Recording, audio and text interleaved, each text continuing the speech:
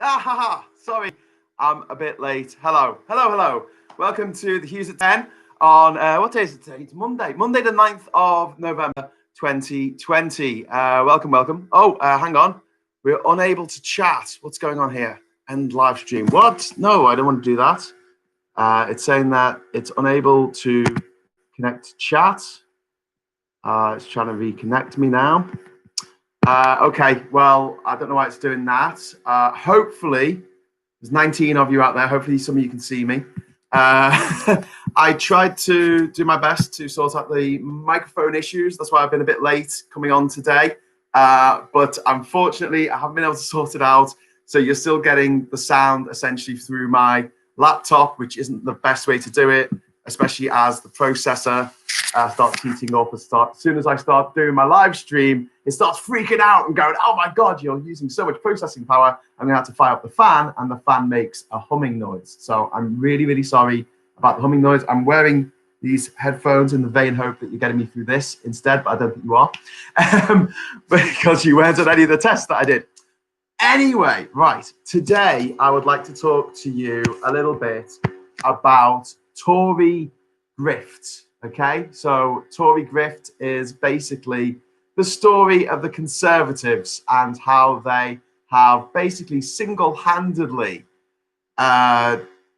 destroyed public trust in politicians to such an extent that people don't care anymore. And this is really, really bothering me. Because I remember in 2009, the expenses scandal, when these bloody Yahoos MPs were claiming for daft things like a little house in the island on their duck pond as an expense, or maybe they watched some porn in a hotel and claimed it as an expense. And, we were talking at the time about, substantial sums for us, a few £1,000s. But now we're talking billions. I reckon this goes back to 2016. Two things. One, the Panama Papers came out in 2016, and it showed that all these world leaders, including Vladimir Putin and David Cameron and all these motherfuckers, had money in that they had run through Panama and made loads of money out of it because they've been dodging tax. And we had a big list of their names, all this data, and nothing was done. I don't think there was a single prosecution for what they did. And everyone just looked at it and went, oh, well, the rich don't have to pay tax, I suppose. That's just for us to pay. Yeah. So then also what I feel supercharged this attitude was the Brexit lies. There was the fact that you could literally write a lie on the side of a bus and get away with it. You could cheat in a referendum and get away with it. You could lie every other word that comes out of your face, like Boris Johnson or Donald Trump, and get away with it. No one would stop you. Farage could have a radio show for an hour every weeknight in which he just lied and lied and lied again. If anyone tried to call him up and challenge him, they wouldn't get through. If anyone called him up and pretended to be someone else so they could challenge him, he would hang up on them because they didn't want their lies exposed. But you know what? When those lies were exposed, they didn't freak out. They didn't go, oh my God, how can I go on in my political career with everyone knowing I'm a liar? They just kept lying. Lies on top of lies on top of lies. And a great quote from Chernobyl last year, the miniseries. What's the price of lies? It's not that we won't recognize lies anymore. It's that we won't be able to recognize the truth. And that's what's happened now. And look what's happening. So there's been 4, by my count, major scandals this year involving the Tories, surprisingly enough. But more disturbingly, revolving around the Tories and COVID-19.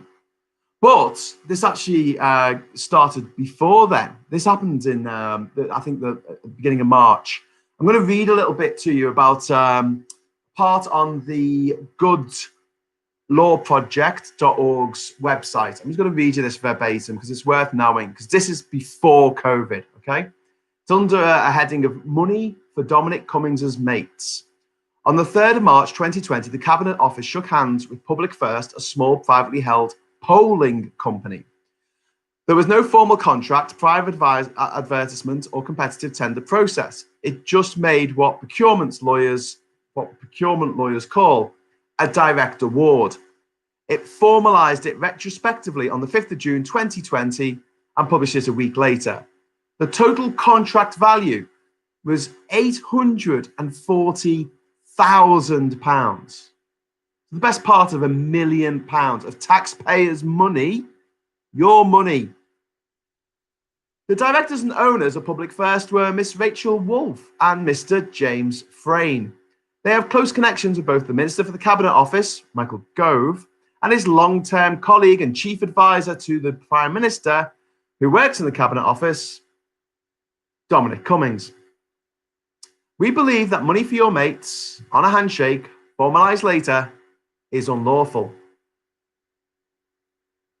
To ensure value for money, to protect public funds, to guard against cronyism and bungs, one must put public contracts out to tender. This is the rule. And here there was an exception. They got away with it. And then they fucking ran with it. And the PPE scandal is just off the absolute charts. I'm sure some of you have seen the email that went round, the Facebook post that went round in the summer, explaining all of the contracts that have gone out, tens for hundreds of thousands of pounds to these companies that have been set up like the week before, 100 quid in the bank. Yeah. Well, I had a look at some of those claims. I looked on Full Fact to read up about them before I started this. And while they couldn't necessarily back up all of the claims, they couldn't deny them either, because there's been so little evidence. There's been so little transparency from the government. Here's what it says on the Good Law Project's website about this PPE fiasco.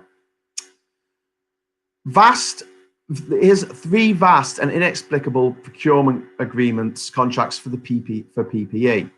£108 million. £108 million. Oh my God. Yeah, that's a tenth of $1 billion. Build a hospital for that. £108 million went to a tiny pest control company with net assets of £18,000 called Pest Fix. Another £108 million went to a modestly sized confectioner in Northern Ireland, Clyde Boyne Industries. And another contract where £252 million, over £250 million, was awarded to Ianda, I suppose that's pronounced, an opaque private fund owned through a tax haven, through a motherfucking tax haven. So not only have they got all your money, they're not going to pay any tax on it either. Just going to put it into their pockets and sail off into the sunset, quite literally on a yacht paid for by your money. Oh, it gets better. There was no evidence that either of these companies have previously had any experience of supplying PPE. The more we scratch the surface about PPE contracts awarded by governments, the more serious questions arise. Enormous amounts of public money have been dished out, seemingly without any advertising or competitive tendering process. To protect public funds and to try and prevent further PPE procurement failures, we intend to get answers. This is the Good Law Project. We're talking Pest Fix, Netflix, no, Pest Fix, Clyde Boyne, and Ayanda. These are 3 companies that have been awarded these huge PPE contracts. And in many cases, the PPE hasn't been able to be used in the NHS. Now, under normal operating procedure, this would be a monumental scandal. How dare these bastards give these huge contracts to their mates? But we're dealing with this in a pandemic where 50,000 Brits have died within a month of being diagnosed with COVID-19. Our excess death rate this year so far is over 70,000, higher than the average of previous years. 70,000 people. Imagine that many corpses, one by one, going up the road. Stretched for over a mile. And they think this is acceptable. They think this is all just, get some money in, jobs for the boys, never let a good crisis go to waste, wink, wink. You give that Labour shadow cabinet minister enough shit for making that joke at the time, but they're taking it very, very seriously. And then I come on to Dido Harding. Dido motherfucking Harding. I mean, the end of this year, I've discussed this with Catherine. I'm going to be doing the See You Next Tuesday awards from the glamorous place of my basement here in Durham, and basically she's definitely going to win one of the categories. I can tell you that. So this woman, who was a failed company director, she was in charge of TalkTalk when they came up with the worst customer service in the country 2 years running. And there was a massive scandal in which the data of the users was stolen, was hacked. I think it was by like a 17-year-old kid. I mean, but what the... Right, so she's now put in charge. Why? Why is she put in charge of track and trace and isolate? Could it be because her husband is John Penrose MP? Could it be Tory MP, her husband? Could it be that she's a donor to the Tory party? Could it be that she is head of the Jockey Club, is it? Who wanted the Cheltenham Festival to go ahead in March, knowing at the time that it could end up to be a super spreader event. 250,000 people packed in like sardines watching the GGs. And that's one of the reasons, the other one being Carrie's baby shower, that our lockdown was so late in coming. Something that cost thousands of British people's lives. Now, how much has Track and Trace, this fucking app for your phone, how much does it cost you, taxpayer? £12 billion. And I'm going to take you back for a moment here because I just want to explain what it was like growing up in the city of Liverpool in the 1980s. I was an 80s kid. I was born in 1979. So I remember not the beginning of the 80s so much, but definitely the end of it. And it was fucked. No, we used to play on rubble piles. We didn't have playgrounds. I sound like a war kid or something. In the 1960s, the population of Liverpool nearly hit 1 million. And by the 1980s, it had gone down just over 400,000. So everyone left. No jobs. Shipbuilding had gone. Docks were being reduced to just a couple of super docks rather than all along the river. The industry that drove the city had gone. The shipping that drove the city has gone. It never recovered from the war. And it was ignored by Westminster. Margaret Thatcher famously saying that they should just let Liverpool go into managed decline. The word she used, managed decline. And, a little bit of respect for Michael Heseltine. Look, he's not on my side, but, credit where credit's due. He did have input there at the beginning with getting the Albert Dock back on its feet. But realistically, what turned Liverpool around? What made Liverpool the city that it is today and makes it so unrecognisable from someone who went there maybe in the early 90s and then goes back there now, was the money we got from the Objective One funding from the EU. And it was 2 billion we got in the end, £2 billion. And that transformed my city from what it was to what it is now. And that was 1/6 of the money that's been given to Dido Harding. For what?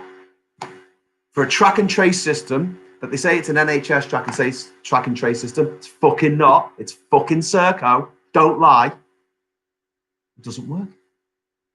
They're spreading the data around on Windows Excel. It's even the new version. It's 2007, and Excel's a spreadsheet program, not a database program. They ran out of cells. They lost the data. They lost the record to 20,000 people. You're kidding me, aren't you?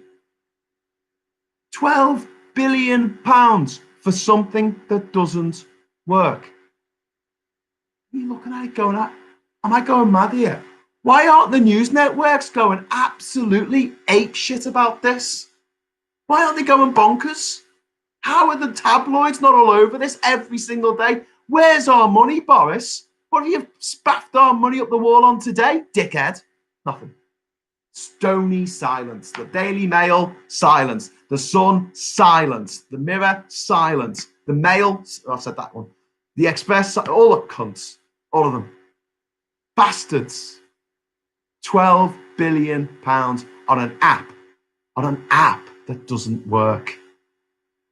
Would you be, how pissed off would you be if your government spent £12 billion, 15 years ago on a MySpace app that didn't work? Would you be happy about that? Actually, it'd be more like 10 years ago, but yeah. Would you be like, oh, that was a good investment? And imagine it was a matter of life or death, which is what it is. The WHO said way back in like February, test. Most important thing, test. I'm going to tell you my story. I know that some of you have read this on Twitter or Facebook, and there'll be people who heard me talk about this on election night on Tuesday. But here's my experience. My dad is very ill. He's got vascular dementia in Liverpool. And at the end of August, he stopped eating. It's a thing that some people with vascular dementia do eventually. And as a result, it was very difficult to get him to eat or drink anything. And his kidneys failed. And he had to be rushed to hospital. He spent 2 weeks in the hospital. And when he got out, the COVID test on the way out, negative. So he was allowed to be discharged. And got him home. And we had care workers coming in. So we have a bed in the living room. And he's sleeping there. And basically, the care workers come 4 times a day. These care workers are from a private company that's paid through the NHS, through the taxpayer, really. To provide care service to people like my dad. And they came in minimum PPE, absolute minimum, just a mask that was sometimes over their nose, not always. And I asked, do you get tested? Do you get regularly tested? These are people who are working with some of the most vulnerable people in society. Do you get regularly tested now? I expect them to get tested once a week. No, don't get tested. Kid me. No. Why aren't you wearing a visor? You don't get issued them. Okay, but there was someone who came yesterday, they were wearing a visor. Yeah, they bought their own. So your employer is basically putting you in harm's way, not giving you the adequate PPE that you need. And you are going house to house to some of the most vulnerable people in society. Yeah. One house. Back to the faces. And these people are good people. They're trying the best they can under difficult circumstances. And what are we doing in return? Screwing them over. Now you can't have the right PPE. We've given all that money to our mates. And then there's track and trace. So I went home when my dad got out of hospital to help my mum look after him. And I downloaded the track and trace app. And I came back on the train from Durham, stopped off in Manchester on the way, had a coffee, scanned in on the app, scanned in. You can't scan in on the train. COVID doesn't know it's on a train. It's inactive on a train when you're in a sealed tube, no windows that you can open. I wore a mask all the way home, but still, I got back. I felt all right the first couple of days. We had these workers coming in every day. Obviously, you're in very close proximity to them. You're in a house. It's one of the things that they say you shouldn't do is be in a house with people. Don't be in a house. But that was the way it was. Nothing to really do about it. Needs must and all that. So on the last day of September, so the 30th of September, I start feeling a bit ropey. And the next day, my mum feels ropey. I said, Mum, you need to go and get a test. And she said, well, okay, well, you stay here with your dad, because they're doing tests down at Alton Library if anyone wants them. That'd be the quickest way to get it, other than, driving over halfway across the country or ringing up for a test. Getting a test posted. So she goes along and we wait. We're supposed to be waiting like 48 hours, 72 max. We wait 4 days. The results come through. They're positive. Shit. Okay. I'll go get tested. Because I picked up my app and I thought, well, there should be something in here that says if you live with someone who has COVID, put their code in, because you get a code when you get a positive result. For the first couple of weeks of the app, the NHS code didn't work. It was only the private health codes if you paid £120 for a test. But eventually they got the NHS ones working. But there's no option for that. At this point, I still felt ropey. I thought I probably do have this thing. So I went for a test. And I waited for my results 1 day, 2 days. The second day after my test, I lost my sense of taste and smell. Got it. I also had gone on the government website to get a test for my dad. And this is outrageous. So there's an American company called TransUnion. They're a credit rating agency. When you apply to get a home testing kit, you have to give them your details. You have to give them your NHS number, if you know it, and your national insurance number, where you live. You have to give it to an American company. Why? Because Dominic Cummings knows that the most precious commodity on this planet right now is data. Not gold, it's data. Where the biggest companies are Amazon. It's not what they sell you, it's what they know about you. So here we are. Amazon, Facebook, Google, join the dots. So I wait for my results. My dad's comes back, and it's positive. My dad's got it. Shit. And honestly, those first few days after that results, I stayed up so late in the same room as my dad, just making sure he was still breathing. Because if he was having trouble, he's got dementia. He's not in a fit state to be able to say, oh shit, I can't breathe, or whatever. Checking he hasn't got a fever. Checking he's not going downhill. I can't ask him if he can taste or smell anything because he can't answer. So that's terrifying. Genuinely terrifying. Might my dad not wake up in the morning because this fucking virus that other countries have managed impeccably. South Korea, Vietnam, Thailand, New Zealand, even Australia. Not us, because we've got a bunch of fuckers in charge. So eventually my test result comes through and it's negative. So I don't have a code to put into my phone, into my app. And I'm like, I've definitely got this. It's a false negative. And apparently there's a good proportion of false negatives. All these anti-mask knobheads, all the fucking, COVID's not real. They're just making it up to make us concerned. Yeah, mate. All the countries in the world got together to trash their own economies for shit and giggles, just to upset you. Yeah, they're all out to get you, mate. Grow up, dickhead. Fictional person who might be watching this, but probably isn't. I don't know. For some reason, there's no comments tonight. I'm really sorry about this. It just says the chat's not working, and I don't know why. Just says participants. Maybe you are leaving your comments, and I just can't see it. Pop out chat. Nothing to say here. We popped out. Okay. Oh wow! Oh, I've got comments. Okay, brilliant. Oh, fantastic. Sorry. Oh, thank you everyone for leaving comments. I didn't know they were there. I just had a thing saying you got a problem with your comments. Okay, back to the story. So I get this negative result, and I'm like, bloody hell. All right, so I can't let the people in the cafe that I went to 10 days earlier know that I've been in that cafe. So then I get another test. I actually went and got another test, and I waited and waited and waited again another 4 days. And then I think it was like, it must have been 17 days. Yeah, 17 days after the first onset of symptoms, finally got my positive result with my code in. I put it in to my app. There you go. The next day, we find out that the government is sharing the details in your app with the police. Oh, no, but it gets better. Hang on.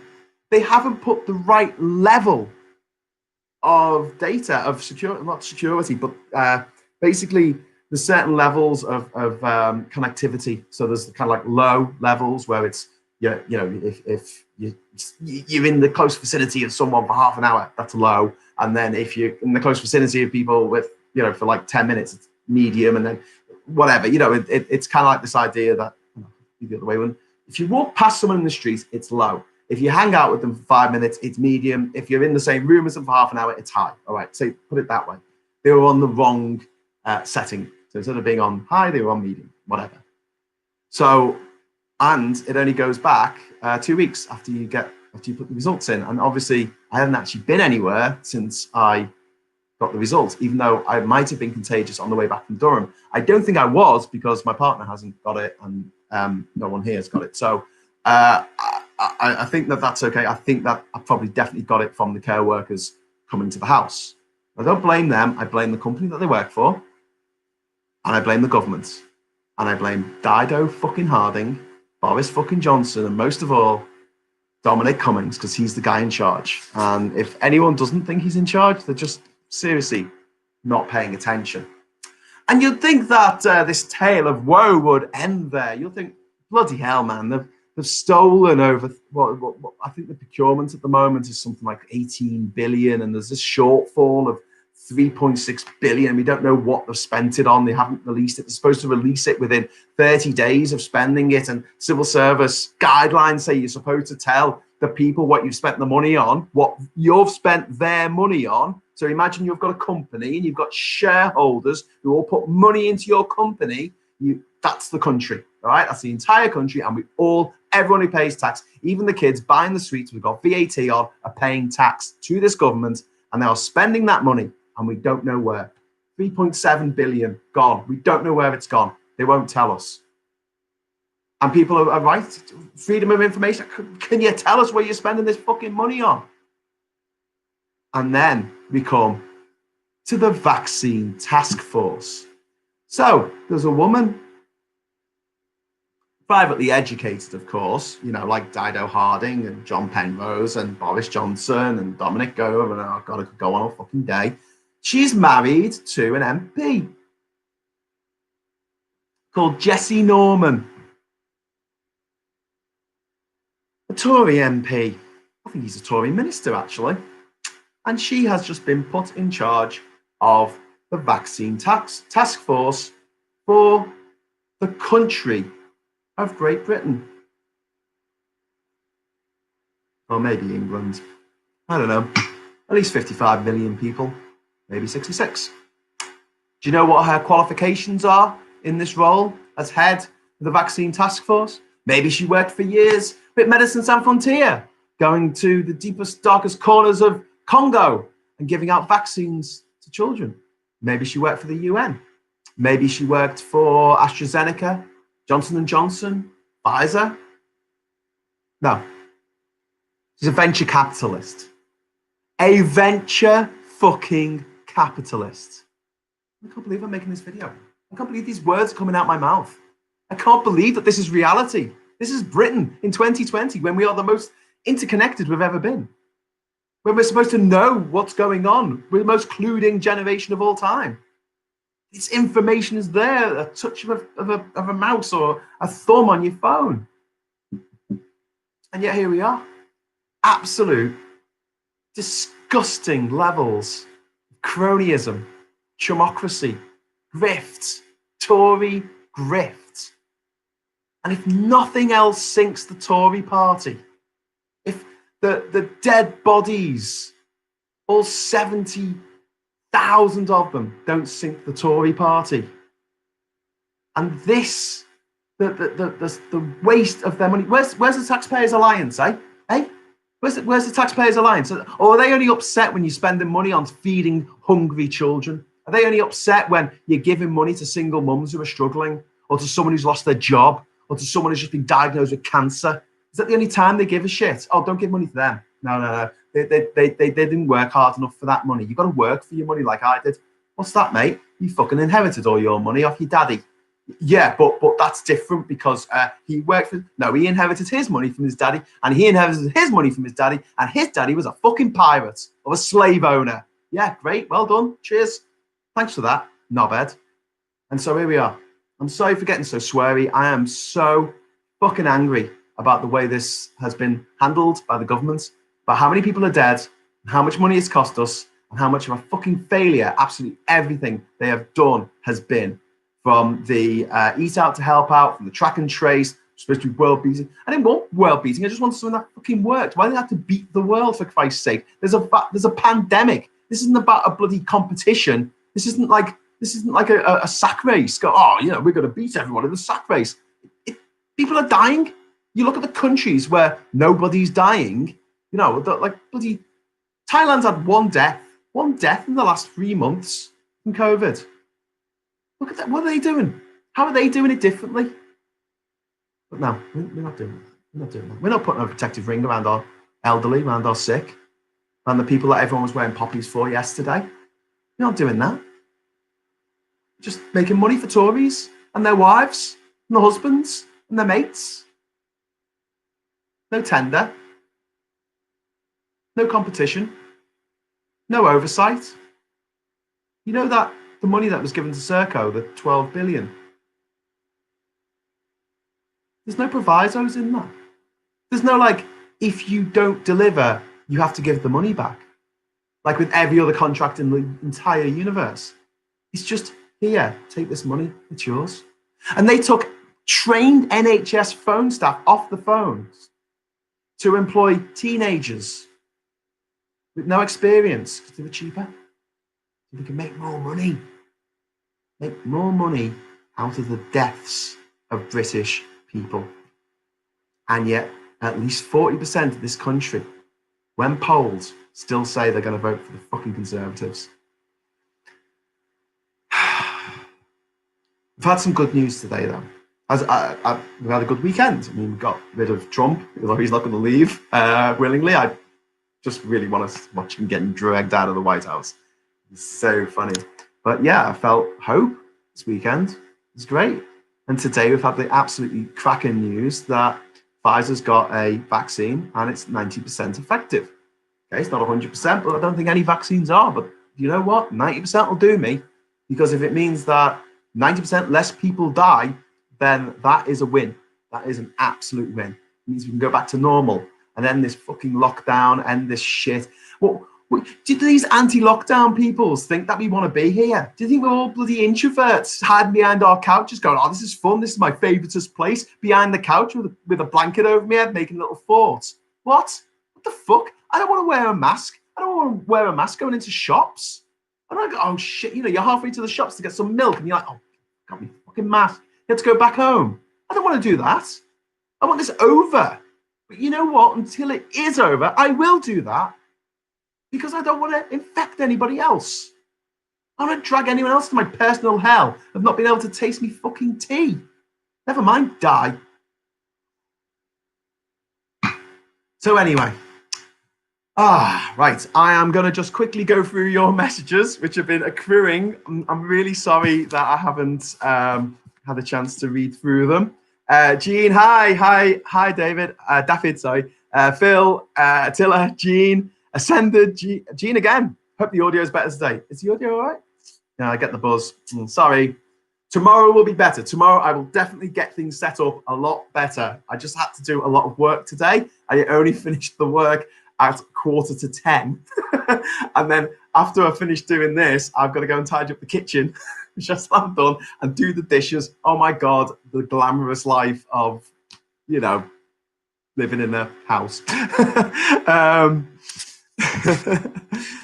So Biden, that's a good point by Gene. Biden may appoint Obama as ambassador to the UK. I'd love that. I would absolutely love that. Now, I said that I would never, ever, ever go and get a US visa because I think it's unreasonable that I have to get a visa, whereas other people don't.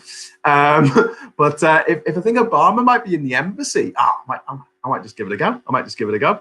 See if he'll pay for it. Can hear you and see. Can see and hear you. Yes, good, Thomas. I'm glad that. No echo. I'm so sorry about the shit audio. This is all a bit ad hoc. Do you know what I mean? I should have time and put a studio together and make it all a lot nicer. I've actually got studio lights to make it look a bit nicer. But yeah, we could do something else other than a white wall behind me, couldn't I?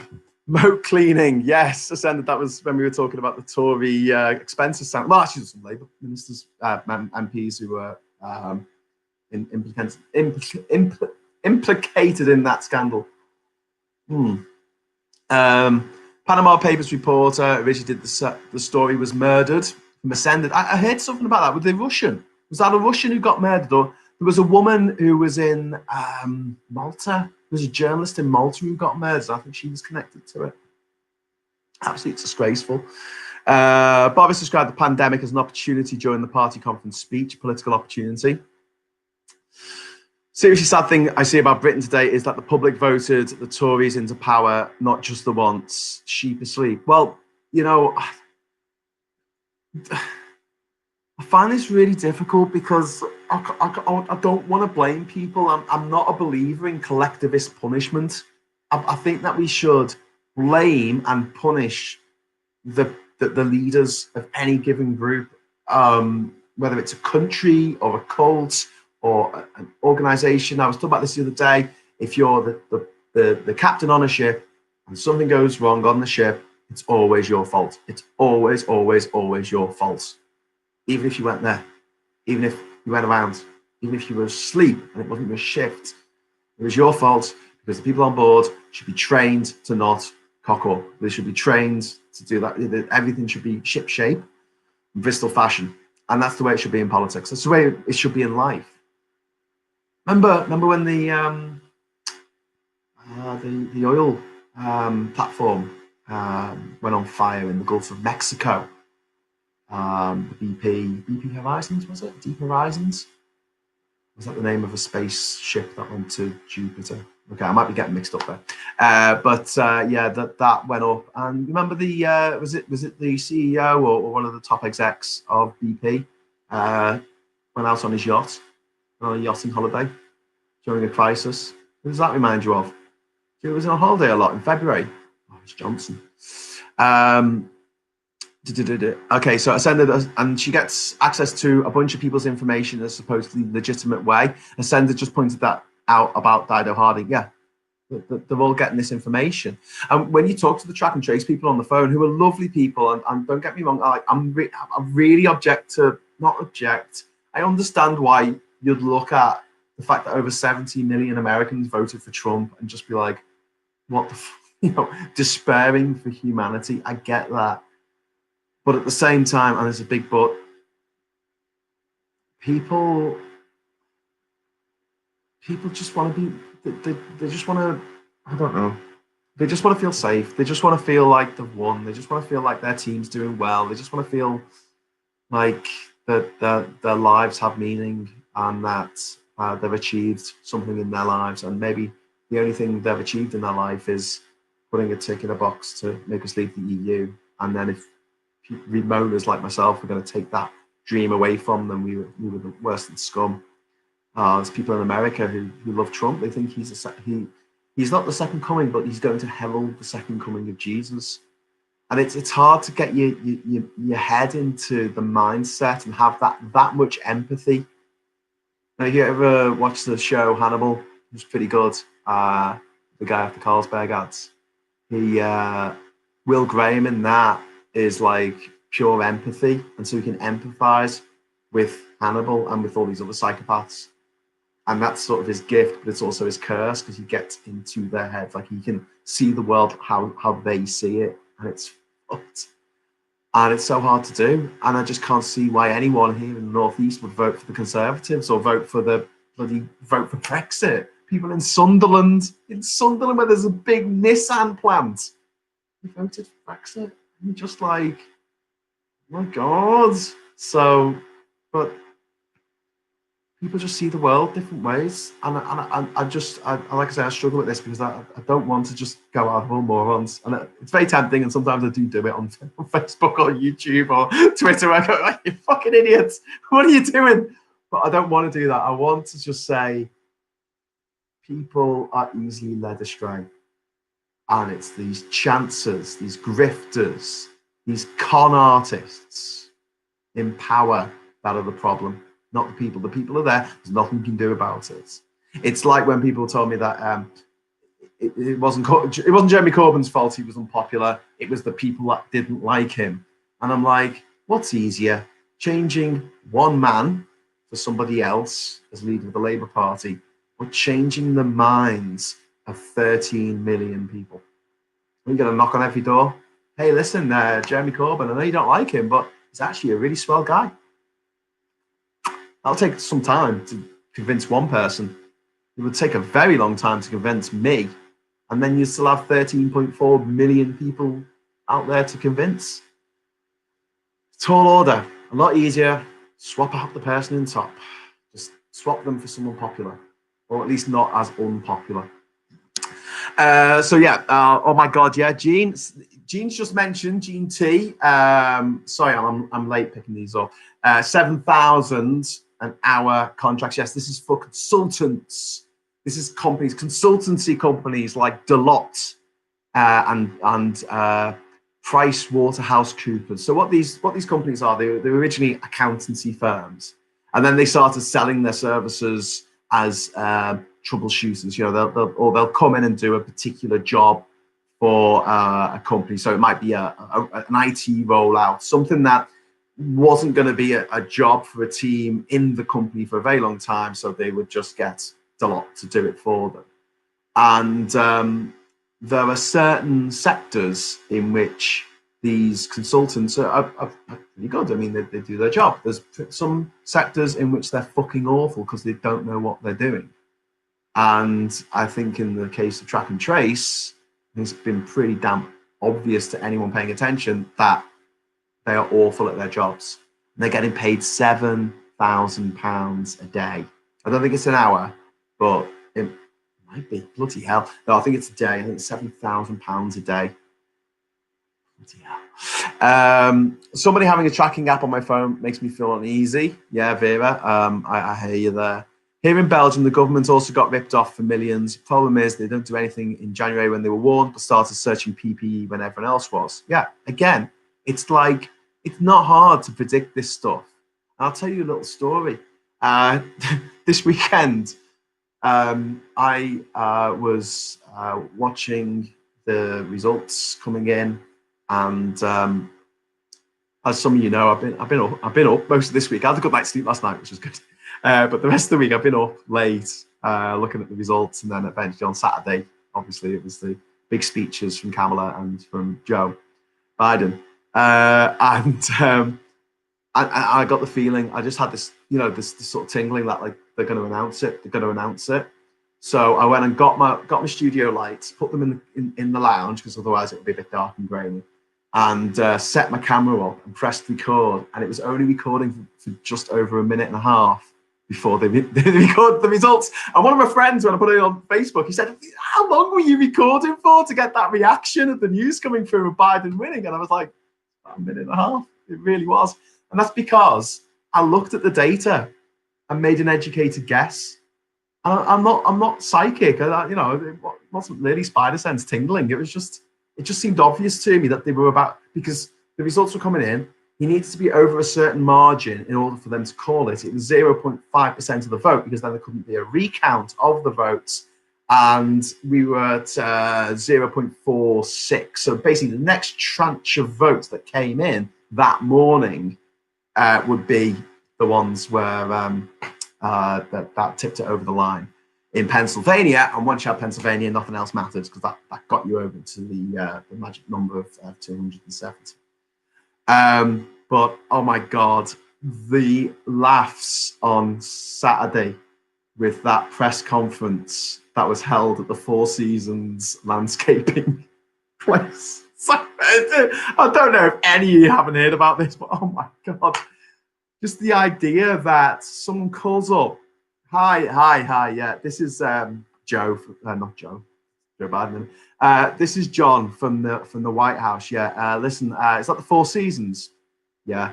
Can you we want to do a press event at your place? Is that all right? Yeah. Okay. Cool. We'll see you at like 10 o'clock in the morning. Yeah. Okay. See you then. Four Seasons Landscaping. And so instead of being in this plush hotel in the middle of Philadelphia, they were on the outskirts between a fucking crematorium and a dildo shop. And then halfway through it, I think someone said if Amani Iannucci like made this up, it'll just be like, this is ridiculous. Halfway through, Mayor Giuliani, who'd just been absolutely resolutely humiliated in Borat for being a horrible little sex pest, which he is interrupted because the results came through. And the projections, and it was like, sorry, it just, if nothing else, that just made, it's been such a drag this year. It's one of those things where it's like any little bit of yay is probably you take it a bit out of context maybe because it's just been so shit. Not just this year, but the last 4 years. But it's been a really good weekend. Today we had really good news with the vaccine. However, we've also had really shit news that the Commons has now signed off on curtailing our freedom of movement. So British people are no longer allowed to live, work, get married, fall in love, build a house, buy a house, start a business, buy a business, or retire in 27 of the countries of the world. 27 of some of the most beautiful, most democratic, most progressive, most socialist countries in the world. When people ask me, what's so good about the EU? I said, all countries, especially Lexiteers, say, hang on, look at the countries in the EU. I would love to have the compassionate policy towards refugees of Germany. I'd love to have the progressive values towards people who had a drug addiction that Portugal's got. They don't treat them as criminals. They treat them as patients, people who need help. I'd love to have the education system of Finland. I'd love to have the social system, Denmark. These are all in the EU. There's only about one other country that isn't in the EU that I look up to and think, they've got it right. And that's New Zealand.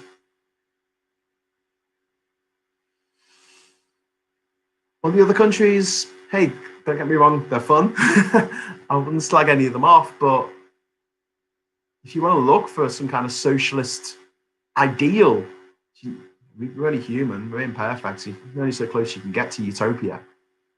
It's in Europe. It's our mates next door, our neighbours, our allies, our friends. You can't get the food to people. And now we can't go and do that. We can't go and live and work in these other countries. Our children's rights have been taken from them.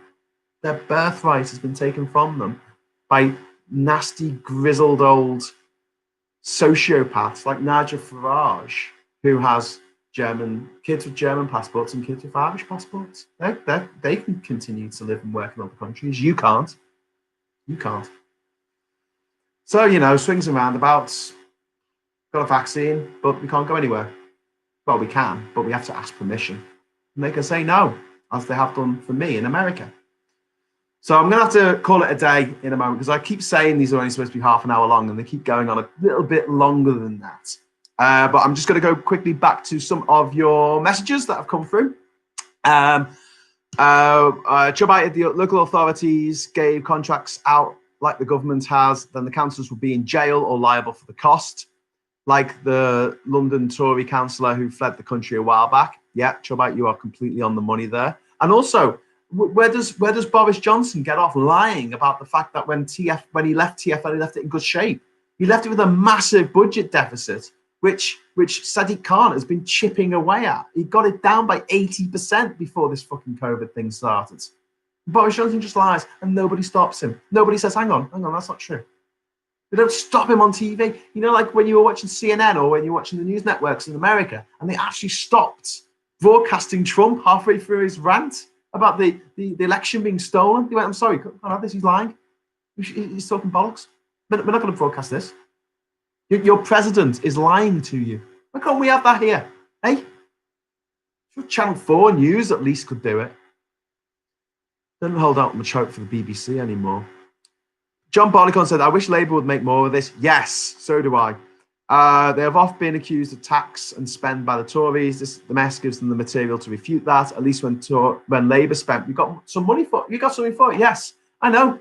I remember being in school in the 90s. I mean, the paint was peeling off the walls. It was never clean.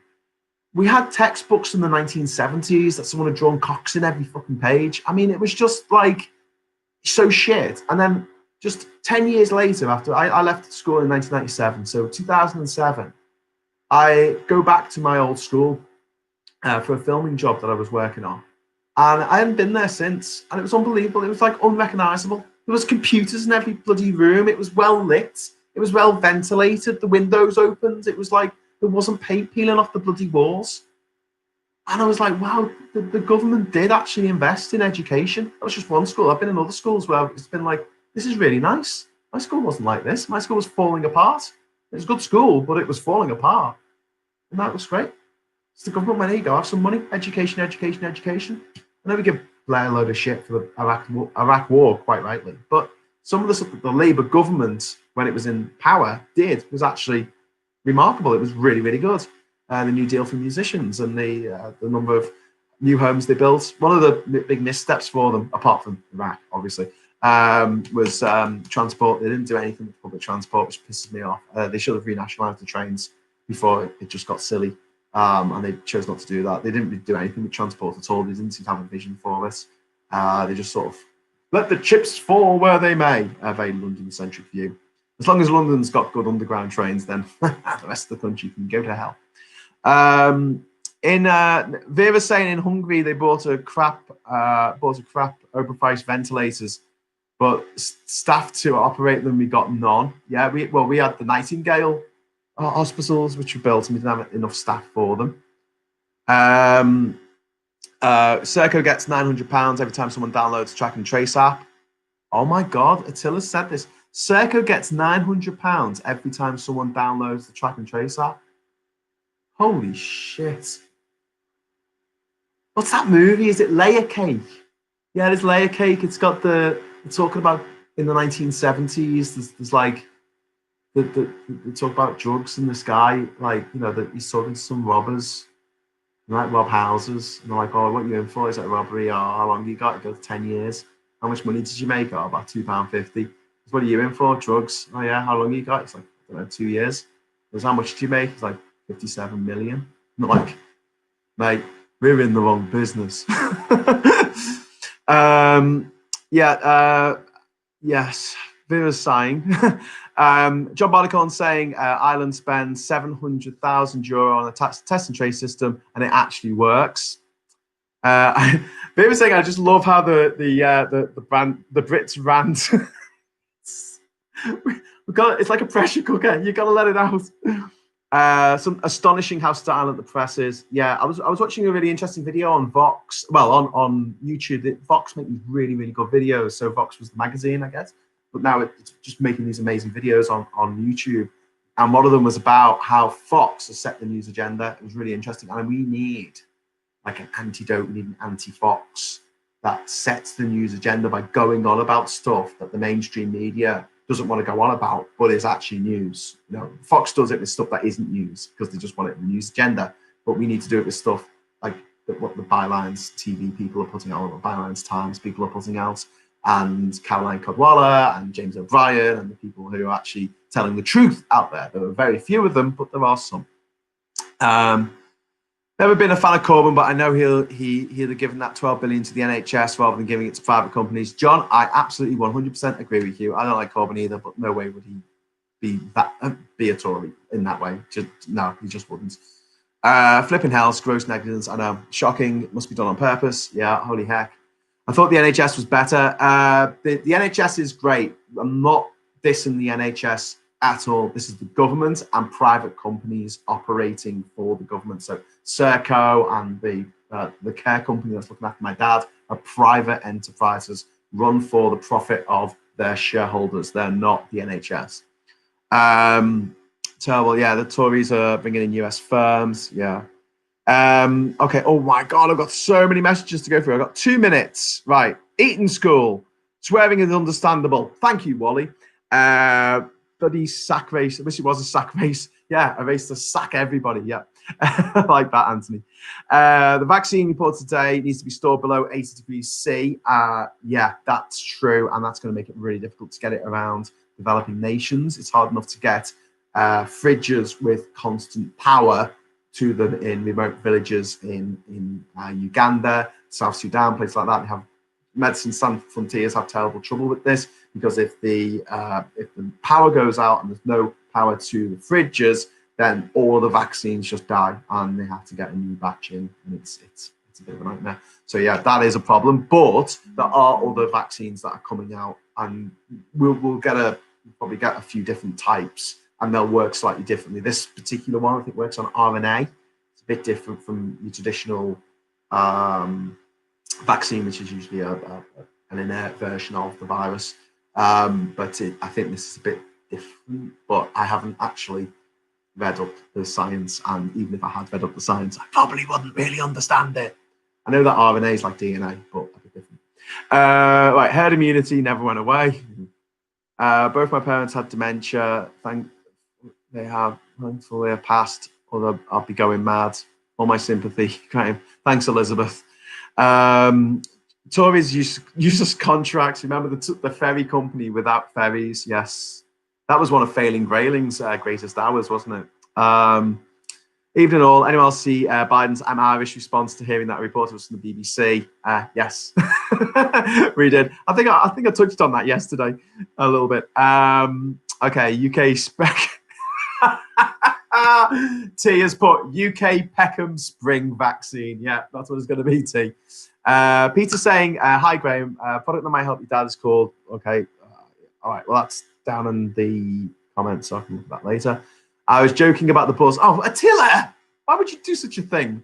Vaccine has to be kept at some steady minus 80. Yeah, a lot of people talk about the minus 80 thing. Yeah, watching that start. 70k corpses would stretch around 100 miles. Fucking hell. I didn't mean end on end. I meant next to each other, like in a row. And so that's gonna be. Oh my God. I don't really want to work it out. D&T audited a bank in Ireland, gave it a clean bit of health. 6 weeks later, said bank collapsed.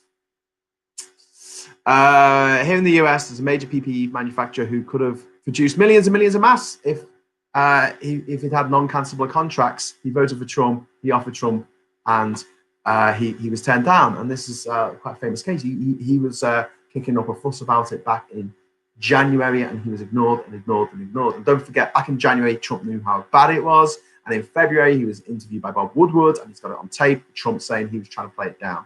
Imagine going to your doctor with stomachache, and the doctor says, "Don't worry, it's just a stomachache," when the doctor knows that it's cancer.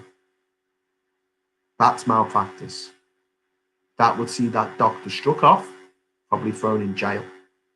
And yet that's the president of the United States until January the 20th. Here in the US, there's a major PPE manufacturer who said he could have produced. Oh, just read that one. He got nowhere. He broke down weeping in front of Congress because he had mothers with vulnerable children calling him. And at that point, they were scrambling to answer orders and he couldn't help.